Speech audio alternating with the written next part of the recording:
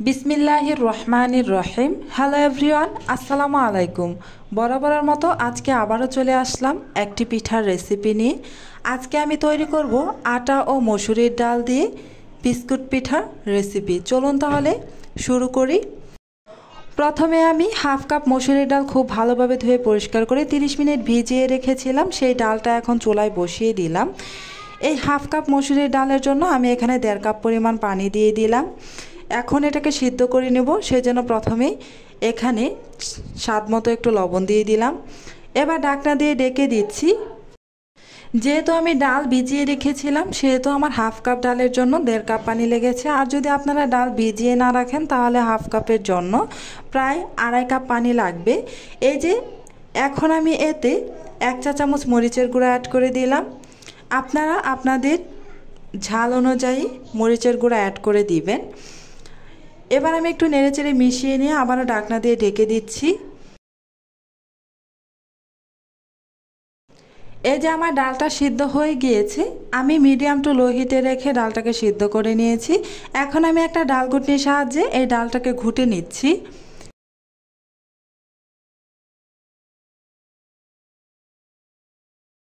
এই তো আমার ডালটা ঘুটে নেওয়া হয়ে গিয়েছে। এখন আমি চুলাটা অফ করে দিয়ে এতে 1 কাপ পরিমাণ আটা দিয়ে দিলাম। সেই সাথে হাফ চা চামচ কালো জিরা দিয়ে আমি ডালের সাথে আটাটাকে খুব ভালোভাবে নেড়েচেড়ে মিশিয়ে নিচ্ছি।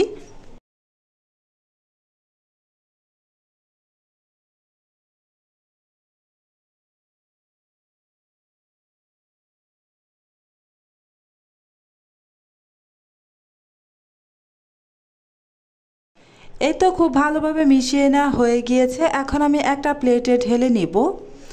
এই যে একটা প্লেটে নিয়ে নিয়েছি। এখন আমি খুব ভালোভাবে হাতের সাহায্যে এই ডোটাকে মথে নিব। এই ডোটাকে খুব ভালোভাবে মথে নিতে হবে, এতে করে পিঠাগুলো অনেক সুন্দর মসৃণ হবে, দেখতে ভালো লাগবে।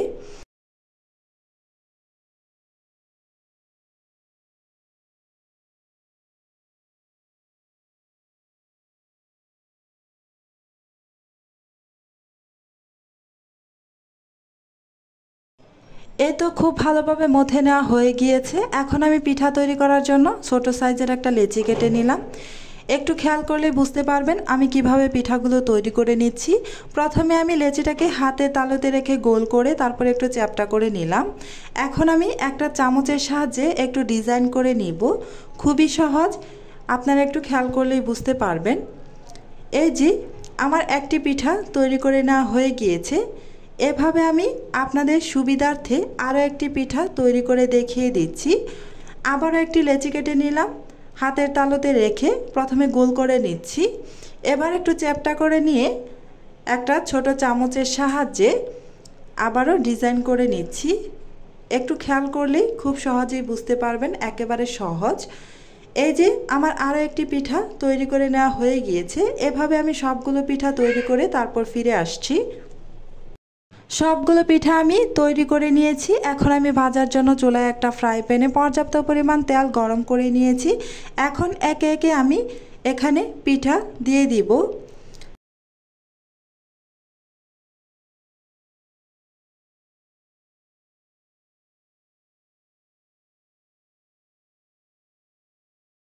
আমার ফ্রাই প্যানে যতগুলো পিঠা আমার জায়গা ধরেছে ততগুলো পিঠা আমি এতে দিয়ে দিয়েছি। এখন এক এক পাশ পিঠা আমি বেজে নিব প্রায় 6 মিনিট করে চুলার আঁচ লোতে রেখে। এতে করে পিঠাগুলো অনেক বেশি ক্রিস্পি হবে। এই যে 6 মিনিট হয়ে গিয়েছে। এখন আমি এই পিঠাগুলো উল্টে দিচ্ছি।